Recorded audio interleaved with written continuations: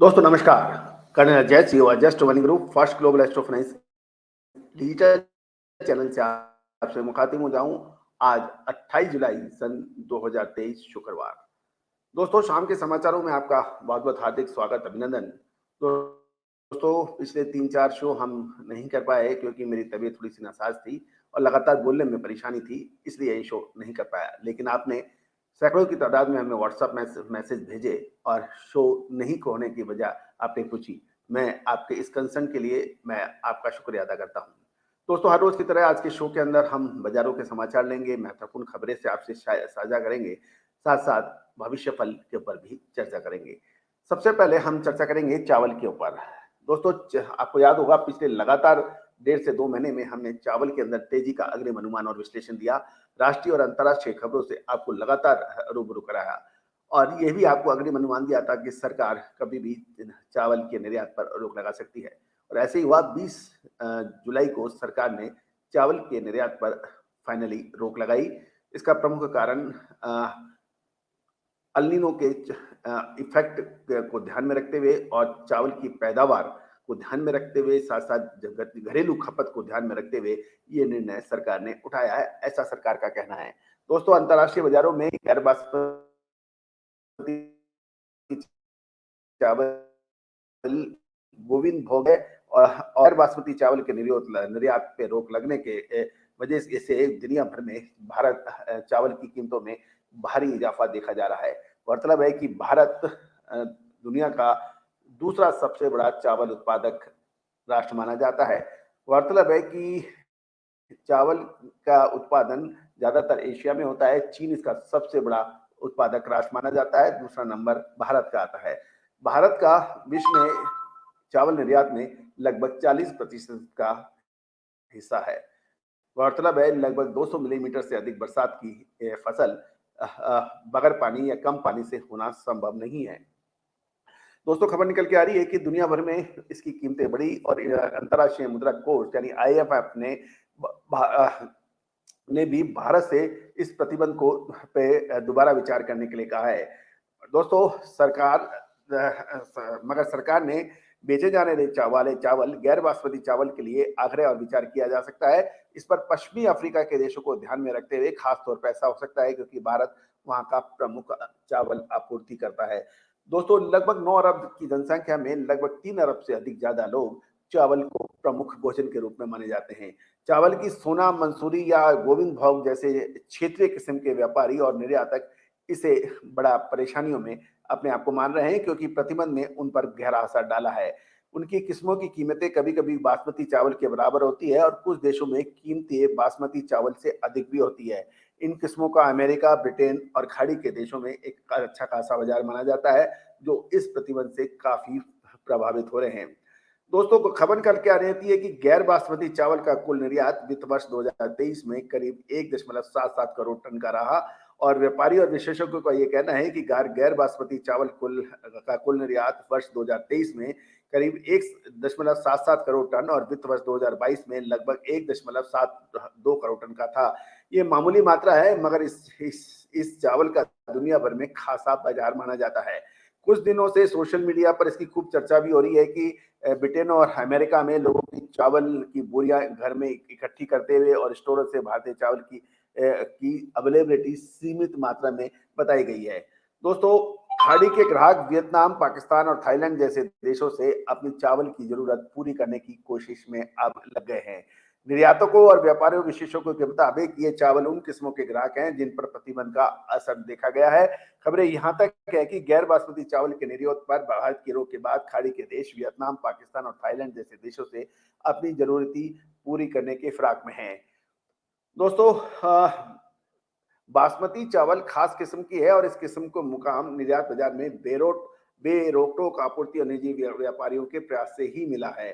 बासमती चावल के लिए निर्यात नीति में स्थिरता के कारण चावल को निर्यातकों ने चावल मिल लगाने और व्यापार उद्योग को शक्ल देने में मदद मिली थी। चावल को बासमती और गैर बासमती चावल में बांटना ही इस समस्या की जड़ है क्योंकि इस कारण खास किस्म को भी गैर बासमती की श्रेणी में रखना पड़ता है। जीआई उत्पाद और हमारी संस्कृति और पहचान के प्रतीक माने जाते हैं। इसलिए जीआई उत्पादों को बाजारों में हस्तक्षेप की आम नीतियों से बचाना होगा और अंतर्राष्ट्रीय बाजार में गैर बासमती चावल की गोविंद भोग जैसे खास किस्म की कीमत करीब $1225 प्रति टन है। ऐसे ही दूसरे की खास किस्म की एक और चावल की किस्म वायनाड जिराक साला चावल की कीमत एक तो $1900 प्रति टन बताई जाती है। दोस्तों, गौरतलब है कि अमूनन चावल की जो है वो $390 से 400 सवा $400 होता है और $1900 प्रति टन के जो भाव है, खासकर वायनाड जिराक साला जैसे ऐसे एक बहुत महत्वपूर्ण हमारी भारतीय चावल के निर्यातक श्रेणी है। गैर बासमती श्रेणी में होने के कारण इन सभी किस्मों को विशेष श्रेणियों को झटका लगा है, जबकि अंतर्राष्ट्रीय बाजार में इनकी कीमत $1000 प्रति टन बिकने वाले बासमती चावल से काफी अधिक है। गौरतलब है कि बासमती चावल $1000 प्रति टन के मुकाबले ये 1300 से 1400 और $1900 प्रति टन बिकते हैं। मगर बासमती चावल का निर्यात करने वाली प्रमुख कंपनी जीआरएम के ओवरसीज के प्रबंध निर्देशक अतुल गर्ग ने कहा है, प्रतिबंध का असली असर काफी कम होगा, क्योंकि जिस गैर बासमती चावल पर प्रतिबंध लगाया है उसे कुछ हद तक सेला चावल में बदलकर अंतर्राष्ट्रीय बाजारों में निर्यात किया जा सकता है। और इन्होंने ये भी कहा कि अफ्रीका देशों में सेला चावल की मांग बढ़ रही है, क्योंकि इसके लिए चावल जरूरत की वस्तु है, विलासिता की वस्तु नहीं है। इस प्रतिबंध से पूनी, सोना मसूरी, गोविंद भोग जैसे विशेष किस्मों के ग्राहक बासमती चावल की ओर रुख कर सकते हैं, क्योंकि उनकी कीमत कम है। मगर गैर बासमती चावल निर्यातकों के प्रमुख संगठन राइस एक्सपोर्टर्स एसोसिएशन के कार्यकारी निर्देशक ने कहा है, वर्षों से तैयार कारोबार और विश्वास को इस प्रतिबंध से झटका लग सकता है। तो दोस्तों, ये तो निश्चित है कि निर्यातकों को, व्यापारियों को विशेष किस्म की चावल का मार्केट डेवलप करने के लिए बहुत मेहनत करनी पड़ती है। एक बार मार्केट डेवलप हो जाता है और यदि उसके आयातक किसी दूसरी किस्म पे शिफ्ट होते हैं तो इसका खामियाजा निर्यातकों को और देश को भुगतना पड़ सकता है। तो दोस्तों, ये था एक मोटी अपडेट, क्योंकि चावल के निर्यात में गैर बासमती चावल के अंदर वो विशेष किस्म भी शामिल हो गई हैं गलती से, जिसके दाम बहुत ज्यादा है और उसका खपत भारत में कम होता है, जबकि विदेशों में अपनी उसकी क्वालिटी की वजह से अधिक होता है। दोस्तों, और आगे की खबरें हम आपसे साझा करेंगे, बिल्कुल बने रहिए हमारे साथ एक छोटे से ब्रेक के बाद। दोस्तों नमस्कार। तिलहन, दलहन, मसाला, कपास, गवार सीड, सोना चांदी, मेटल, इन सभी के भाव निशुल्क एक वेबसाइट पर उपलब्ध हैं। खाद्य तेलों में सोयाबीन, सरसों, पाम ऑयल के भाव एवं रिसर्च रिपोर्ट्स एक ही प्लेटफॉर्म पर उपलब्ध है, tusharglobalservices.com। बिल्कुल देखना ना मिस कीजिए। यदि आप व्यापारी हैं, मंडी के कमीशन एजेंट हैं या फिर हैं किसान, इन सभी के लिए निशुल्क विशेष भाव एवं रिसर्च रिपोर्ट के लिए विजिट करिए tusharglobalservices.com। दोस्तों, पर्याप्त बफर स्टॉक पर कीमतों को नियंत्रित करने के लिए राज्य को गेहूं और चावल की बिक्री रोक दी गई है। वो केंद्र सरकार ने खुले बाजार बिक्री योजना ओएमएसएस के तहत राज्य को गेहूं या चावल की बिक्री 13 जून 2023 से स्थगित की है, क्योंकि केंद्रीय पूल में इसका बफर स्टॉक ऊंचे स्तर पर बरकरार रखना और घरेलू बाजार में कीमतों पर अंकुश लगाना आवश्यक समझा गया है। दरअसल चावल की पर्याप्त आपूर्ति एवं उपलब्धता सुनिश्चित होने पर ही कीमतों पर नियंत्रण रखा जा सकेगा। दोस्तों, खाद्य राज्य मंत्री का कहना है कि चालू वर्ष के दौरान गेहूं की सरकारी खरीद 262.00 लाख टन पर पहुंची, जो पिछली कुल खरीद का 187.9 लाख टन से 39.43% अधिक रही। लेकिन ये भी ध्यान देने वाली बात है कि पिछले साल सरकार का लक्ष्य से 50% ही लक्ष्य पूरा हुआ था और किसानों ने माल नहीं बेचा था। लेकिन अब ये कहना है कि पिछले साल से कंपेयर 187.92 लाख टन से 262 लाख टन का जो लक्ष्य है वो अधिक बताना, लेकिन 2021 के मुकाबले देखा जाए तो ये लगभग अभी भी 40% के आसपास कम है। बफर नियमों के अनुसार गेहूं का स्टॉक कम से कम 275.80 लाख टन होना चाहिए और इससे संकेत मिलता है कि गेहूं का स्टॉक बफर स्टॉक से अधिक है। पिछले साल सरकारी खरीद में जबरदस्त गिरावट थी और लेकिन किसानों को ऊंचे भाव बाजार में मिलने के कारण काफी फायदा हुआ था और उनकी आमदनी काफी आकर्षक थी। गेहूं का खुला बाजार अब भी न्यूनतम समर्थन मूल्य से ऊंचा चल रहा है और चावल और गेहूं का स्टॉक मिलर्स व व्यापारियों को कम दाम पर उपलब्ध कराया जा रहा है ताकि बाजार भाव नियंत्रित रहे, आम उपभोक्ता की महंगाई की मार नहीं झेल पाए। तो दोस्तों ये थी एक गेहूं और चावल पे कुछ महत्वपूर्ण खबरें। अब हम चर्चा करेंगे ऑयल सीड की प्रमुख फसल मूंगफली पर। दोस्तों मूंगफली सीजन खत्म होने को है और ऑयल मिलें धीरे-धीरे बंद होने के समाचार मिल रहे हैं। इस कारण मूंगफली के भाव में आज बड़ी मूवमेंट देखने को नहीं मिली। फिलहाल बाजार में मूंगफली की बिकवाली कम है और अच्छी क्वालिटी मूंगफली के भाव में ज्यादा तेजी के कारण मांग पर असर पड़ने के समाचार मिले हैं। दानवर और ऑयल की डिमांड कम होने से बाजार में गिरावट की कुछ व्यापारी बात कर रहे हैं। आज सौराष्ट्र में 5 से 6,000 बोरी मूंगफली की आवक रही। गुजरात में मैनपुरी से 3-4 गाड़ी और पश्चिम बंगाल में 2-3 गाड़ी की आवक थी। आज गोडल मंडी में एवरेज मूंगफली की आवक 301 क्विंटल और भाव 1436 से 1601 रुपए प्रति 20 किलोग्राम यानी मन था। बेस्ट क्वालिटी मूंगफली की आवक 367 क्विंटल और भाव 1471 से 1806 रुपए प्रति 20 किलोग्राम रहा। दोस्तों राजकोट मंडी में भाव 1450 से 1613 और बेस्ट क्वालिटी का भाव 1500 से 1707 का था। जूनागढ़ मंडी में 1400 से 1556 के भाव मूंगफली के 20 किलो के थे और बेस्ट क्वालिटी का भाव 1425 से 1650 रुपए था। डीसा गुजरात की मंडी से खबर निकल के आती है कि वहां 1400 से 1471 रुपए प्रति 20 किलो के भाव बताए जा रहे हैं। अब कैस्टर सीड यानी अरंडी के ऊपर हम बात कर लेते हैं। दोस्तों अरंडी के वायदे में और स्पॉट के अंदर कुछ सुधार देखा गया है। गुजरात में लगभग 35,000 बोरियों की आवक बताई गई है और एक बोरी लगभग 75 किलो की मानी जाती है। औसत भाव 1225 से 1265 रुपए प्रति 20 किलोग्राम है और हाजिर भाव में 5 से 10 रुपए की मजबूती देखी गई। अरंडी तेल की कीमत में 5 रुपए तेजी के साथ 1290 रुपए प्रति 10 किलोग्राम और खरीदारी कम होने से अरंडी तेल में कोई खास बड़ा व्यापार नहीं होने के समाचार है। कड़ी मंडी में आवक और भाव लगभग 1270 से 1280 रुपए प्रति 20 किलोग्राम रहा और पाटन मंडी में लगभग 1215 से 1293 रुपए था। तो दोस्तों ये था अरंडी और मूंगफली पर विशेष अपडेट और चावल के ऊपर। अब हम एक चर्चा करेंगे आपके भविष्यफल की चर्चा करेंगे। सबसे पहले मैं एक छोटे सा ब्रेक लूंगा, उसके बाद में फिर आपके भविष्यफल और कुछ आगे के समाचारों से आपसे रूबरू होंगे। दोस्तों नमस्कार। तिलहन, दलहन, मसाला, कपास, गवार सीड, सोना चांदी, मेटल, इन सभी के भाव निशुल्क एक वेबसाइट पर उपलब्ध हैं। खाद्य तेलों में सोयाबीन, सरसों, पाम ऑयल के भाव एवं रिसर्च रिपोर्ट्स एक ही प्लेटफॉर्म पर उपलब्ध है, tusharglobalservices.com। बिल्कुल देखना ना मिस कीजिए। यदि आप व्यापारी हैं, मंडी के कमीशन एजेंट हैं या फिर हैं किसान, इन सभी के लिए निशुल्क विशेष भाव एवं रिसर्च रिपोर्ट के लिए विजिट करिए tusharglobalservices.com। दोस्तों आपके भविष्यफल की हम चर्चा करें इससे पहले हम कुछ मसाले बाजार पर भी अपडेट देना चाहेंगे।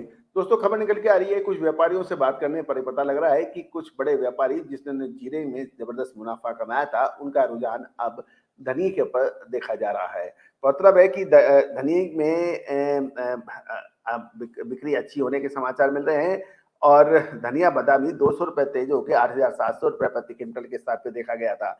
राजस्थान की 12 मंडी में धनिये के जो भाव है उसमें भी 100 से 200 रुपए की तेजी समाचार मिल रही है और चारों तरफ भी खरीदारी के समाचार मिल रहे हैं और फ्यूचर मार्केट में भी धनिये में 7,850 का स्तर देखा गया।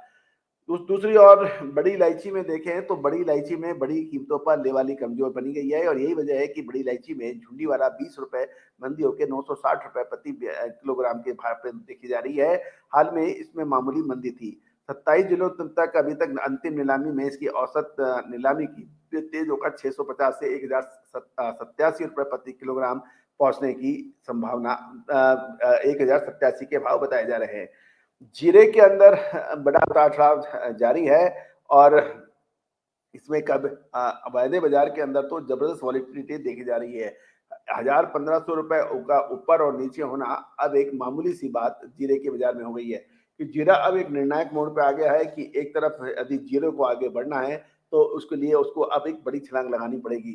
लेकिन इतने बड़े भावों के अंदर जीरे के अब आवक और खरीदार साथ-साथ बिकवाल दोनों में ही काफ़ी असमंजस है कि क्योंकि 95% जीरा किसानों के हाथ से निकल कर अब जो जीरा का जो बैलेंस स्टॉक है वो लगभग 5% जो बचा है वो बहुत बड़े मजबूत किसान या व्यापारियों के पास ही है और अधिकतर आम किसानों के हाथ से माल निकल चुका है। अब ये जो साथ-साथ अभी जीरे की फसल फरवरी और मार्च में आएगी और उपलब्धता अवेलेबिलिटी की व्यापारियों का कहना है कि कम है और उसकी आवश्यकता अधिक है।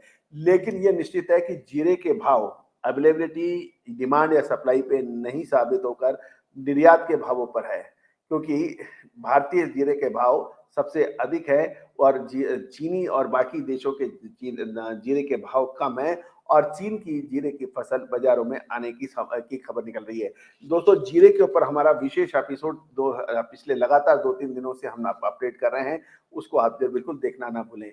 दोस्तों, अब हम चर्चा करेंगे आपके भविष्यफल की। सबसे पहले हम चर्चा करेंगे नवीन जैन साहब की। ये इनका 4/8/1982 का जन्म है, 3:05 पिपलिया, एमपी मध्य प्रदेश का। तो नवीन जैन साहब, आपके काफ़ी मैसेज मुझे मिले, लेकिन मैंने आपसे वादा किया था कि जब भी शो होगा मैं आपका ज़रूर आपका नाम शामिल करूँगा। तो दोस्तों, जैन साहब, आपकी ज़िंदगी का जो महत्वपूर्ण ईयर्स रहे होंगे वो 2008-9 आपकी ज़िंदगी का एक महत्वपूर्ण टर्निंग पॉइंट रहा होगा। उसके बाद 2010-11 आपके व्यापार व्यवसाय या जिसमें भी आप जिस प्रोफेशन में हैं उसके लिए आपके लिए अच्छा रहा होगा, शानदार होगा, माइलस्टोन रहा होगा। उसके बाद नेक्स्ट आपका ज़िंदगी का जो इम्पोर्टेंट पॉइंट है वो है 2015-16, जो जिसमें आपको कुछ साबित करने का ज़रूर मौका मिला होगा और उसके बाद 2018-19 जो आपके लिए ज़िंदगी का एक माइलस्टोन है, आपकी लाइफ का टर्निंग पॉइंट है। तो ये 4 टर्निंग पॉइंट आप अपनी लाइफ के आप चेक कीजिए। मुझे उम्मीद है कि हमने आपकी जन्म पत्रिका पढ़ के जो बताई है वो किसी हद तक सही होगी।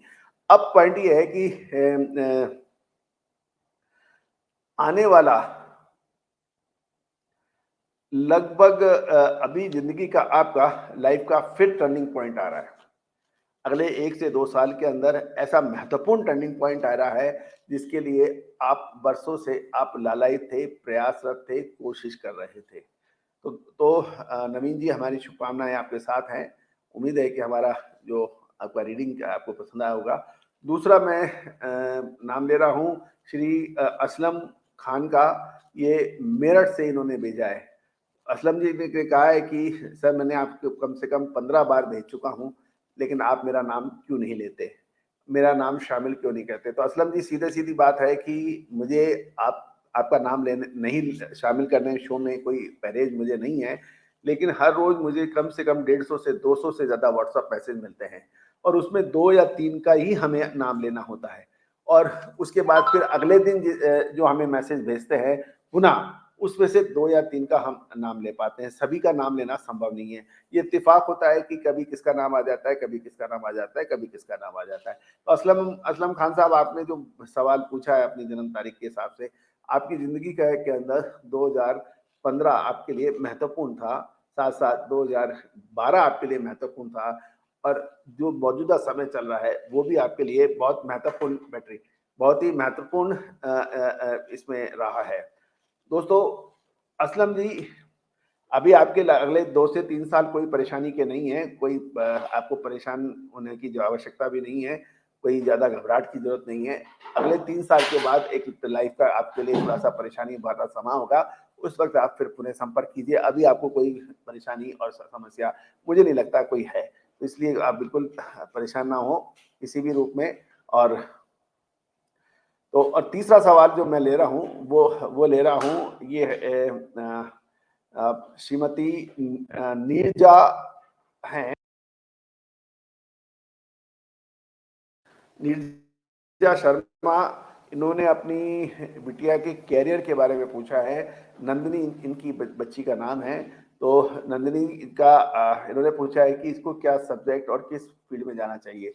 देखिए, बहुत बुद्धिशाली बच्ची है आपकी और बहुत शानदार इसकी जन्म पत्रिका है। इसमें आपको हैरान परेशान होने की कोई आवश्यकता नहीं है। इस बच्ची को कंप्यूटर और फैशन डिजाइनिंग जैसे मुझे लगता है इसको इसकी पसंद होगी। इस 2 फील्ड के अंदर ही या तो इसको इंजीनियर बनाएँ या फैशन डिज़ाइनर बनाएँ या फिर मास कम्युनिकेशन के अंदर इसका करियर बहुत मुझे नज़र आता है। ये 3 फील्ड इसके लिए बहुत बेहतरीन मुझे समझ आते हैं और इस 3 फील्ड के अंदर यदि मुझे लगता है कि ये आपके अपने परिवार और देश का नाम रोशन कर सकती हैं। तो दोस्तों आज के शाम के समाचारों का समय समाप्त होने का समय आ गया है। मैं आपको पुनः शुक्रिया और धन्यवाद प्रेषित करता हूँ कि आपने जो मेरे प्रोग्राम को जो अपना प्यार और स्नेह दिया है और अपनी कंसर्न दिखाई है, मैं उसके लिए शुक्रिया अदा करता हूँ। All the very best, good luck, happy trading. साथ-साथ हमारा स्टैंडर्ड डिस्क्लेमर्स भी आप ध्यान से पढ़ लें, देख लें। ये सभी जानकारियाँ महज़ आपको सूचना और एजुकेशन पर्पज़ के लिए दी जा रही है। किसी भी प्रकार का व्यापारिक निर्णय लेने से पहले आप अपने प्रमाणित वित्तीय सलाहकार से अवश्य राय कर लें। हमारा चैनल या हमारा विशेषज्ञ किसी भी रूप में लाभ या हानि का उत्तरदायी नहीं होता है। All the very best, good luck, happy trading.